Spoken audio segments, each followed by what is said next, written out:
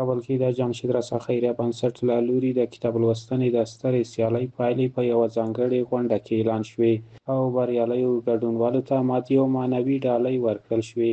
د یاد بنسټ مسؤلینو وویل د دې پروګرام موخه په ټولنه کې د مطالعې فرهنګ پیاوړتیا او ځوانانو ته د کتاب لوستنې هڅونه ده. د دوی په وینا په دې سیالۍ کې د هیواد له بیلابیلو سیمو څخه ګڼ شمېر ځوانانو ګډون کړی و. دومین باری است که از سوی بنیاد خیریه دکتر صاحب جمشید رسا بزرگترین رویداد فرهنگی شکل میگیره که او عبارت از رقابت‌های کتابخوانی هست. امروز شاهد دومین محفل توزیع و اهدای جوایز و اعلام برنده‌های این برنامه مهم در کشور بودیم. چیزی که به ارزشمندی بیشتر این برنامه می‌افزود این بود که جوانان فرصت داشتن از 34 ولایت افغانستان اشتراک بکنند.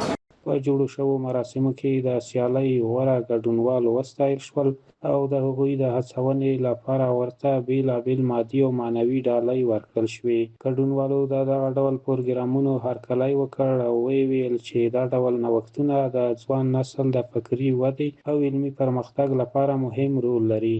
پولر در اختیار فرزندان فرزانه و دلسوز وطن قرار بدیم که پدر ما وفات شده، پروردگار بهشت جایش کنه.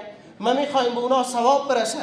جناب دکتر صاحب، ما همیره یک روز نان چاش برگزار نمی کنم. ما پیش از این که به پر کردن شکمها ضرورت داشته باشیم، ما به غنی سازی افکار ضرورت داریم. تقریبا هر ونې د هیواد په ولایتونو کې د کلتوري ریاستونو لخوا داسې کتاب د مطالعې سیالي دا ترسره کېږي. انشاءالله په کابل کې هم دا پروګرامونه د کلتور وزارت به هم کوي، موږ به هم کوو.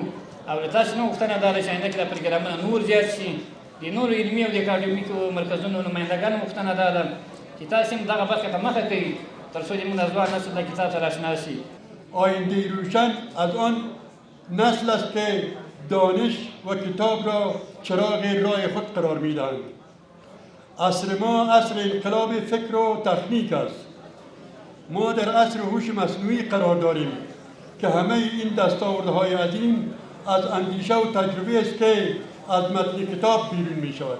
تجار گرامی ما لطف کنن متخصصین وظیفه بتن، هم کار خودشان رونق پیدا میکنه، هم شوق درس در وجود جوانان رشد میتن. تشویق فرهنگ مطالعه و چاپ کتاب که یک نمونهش ما امروز میبینیم.